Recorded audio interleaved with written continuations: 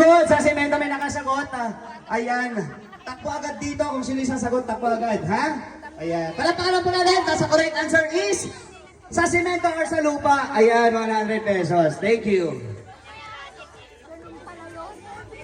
Logic po tayo. Okay, pabilisan. Kung yung sasagot po dyan sa likod, takbo agad dito, ha? Ayan. Alright. Next question. Sa 1 to 100, ilan ang 9? Dali! 10, 9, 8, 7, 21! Mali. Isa, mali pa rin. 1 to 100, ilan ang 9? 9! Mali pa rin. Nanay, si nanay. Kamay. Bilis, salika dito. Ay. Walang 9. Dahil 1 to 100, walang 9 doon. Ayun, meron po ang 9. Ayan, sa 1 to 100. Ayan, meron po. Okay, bilangin po natin. Compute po natin, pwede manghula. Ay, sorry po.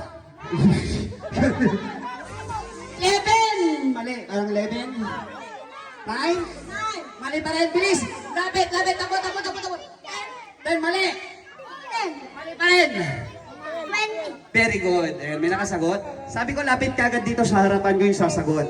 Okay, palampakan natin si Kuya. Halika dito, 20. The correct answer, 20. Nakakalito po kasi yun. Bakit 20? 9, 19, 29, 39, 49, 59, 69, 79, 89, 90. 10 na po yun. Plus 91, 92, 93, 94, 95, 96, 97, 98. 98 plus yung dalawang 99. Kaya 20 po.